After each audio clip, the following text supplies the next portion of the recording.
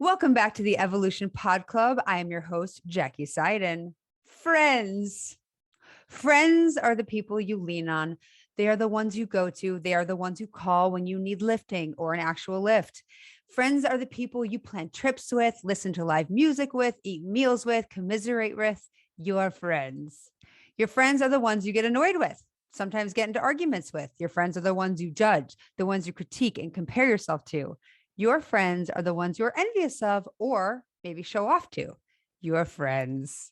Your friends are the perfect reflection of how you feel about yourself. And if you find yourself without friends, then that is also a reflection of how you feel about yourself. What it is not is a reflection of how others perceive you. You do not know how others perceive you. It is how you perceive yourself that creates a vibration that is responsible for your relationships. This is not a testament to your worthiness. Your worthiness is a truth. You are worthy, but your perception of your worthiness is an entirely different thing. You believe you are not worthy. And this self-criticism creates relationships that show you where you see yourself as lacking. Your friends are your mirror. If you see something in someone you don't like, then you don't like that aspect of yourself. If you see something you do like, then that is something you either have empowering beliefs about in yourself or perhaps long to feel. If your friends seemingly cause you to feel negative emotions, then they are there to simply point out a limiting belief, a belief that keeps you small, a belief that is in the way of your knowing who you are, a limitless being of pure positive love and acceptance. Do you feel grateful for your friends? Or do you find yourself thinking, hey, you know what? I need to get a new group of friends. Maybe there's some issues and you don't even want to bother anymore. Maybe you just want to start with a whole new group of people. But then you don't want to do that because the thought of starting over is exhausting. So you may as well just stick with the ones you got. If you find yourself separating from others, even in your mind, then your limiting beliefs have been activated and it's time to investigate. Separation is always the result of fear. Connection is always the result of love. So when you find yourself wanting to disconnect, what can you learn about yourself? What can be uncovered that will shed some light on who you are as a person? And once you figure out what that limiting belief is that's causing the negative emotion, can you prove it false? If your friend says she's going out with other friends and is not going to include you, do you feel okay about that or do you feel bad? Can you say, oh, that sounds fun for them? Great, cool. Or do you feel immediately hurt and rejected? If you can see that each and every person you have ever known and will ever know are eternally linked to you, does that help? Would it help to remember that you're all one, that you're all different versions of the same source? Does it help to understand that each person in your life is being exactly who they need to be for you, for your journey of self-discovery, that they could not be any other way based on your current vibration? That if you wanted to change the core frequency of the relationship, then it must happen through your perspective of your relationship to the person. In other words, you would have to see the relationship as perfect as it is and accept every aspect of the other person. What you would be doing would be to actually change your perception of yourself in terms of how you relate to others. If you do this, maybe just for the sake of evolution and growth with no attachment to the outcome, but in total love and acceptance, then the people around you would have to change.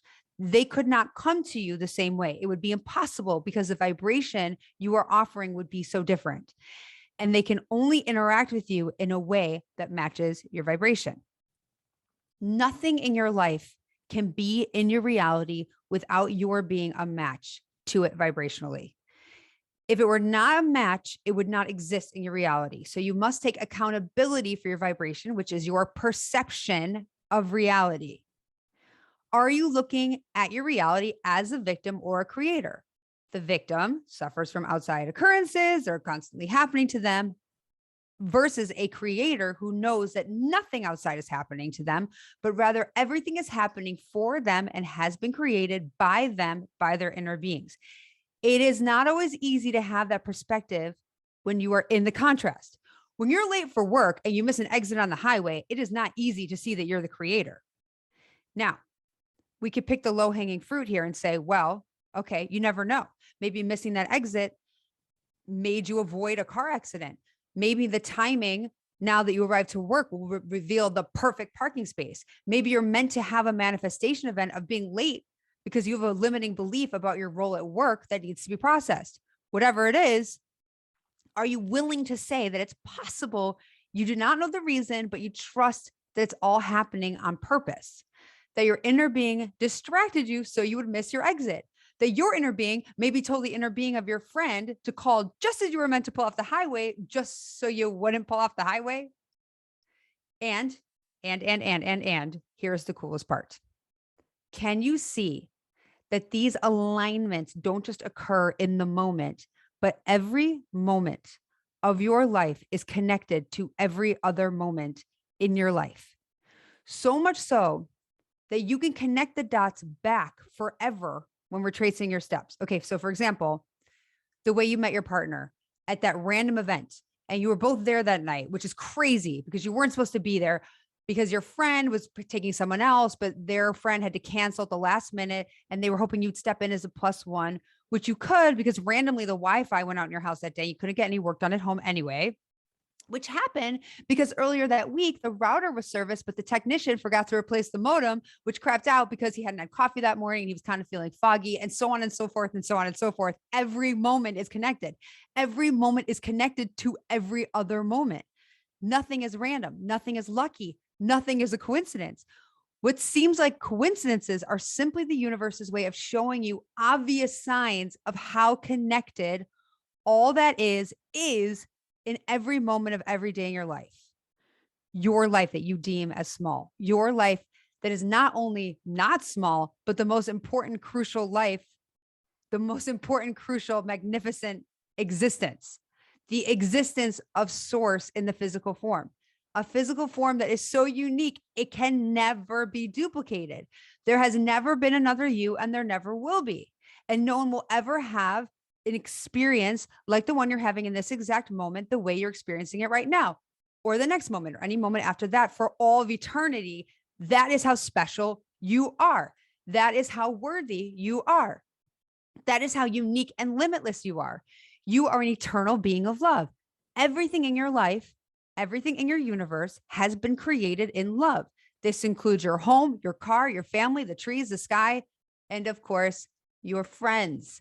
Your friends are a part of your eternal soul family. You are eternally linked. You are eternal companions. In the non-physical, you know the true essence of them and they you. You love each other more fully than you can ever imagine. You are not only together now, but you have always been together, always. It's so powerful and so deep and so beyond human comprehension that to get a glimpse would seem like magic if we could just show you for that moment, but we can't, because you can catch a glimpse when you are riding high with a friend, when you're bonding, laughing, connecting, when you've lost all sense of time and space, then you catch a single moment of that eternal bond. Keep looking for that. Keep your heart open and your mind in the acceptance mode. You are source, everyone is source, and everyone is you.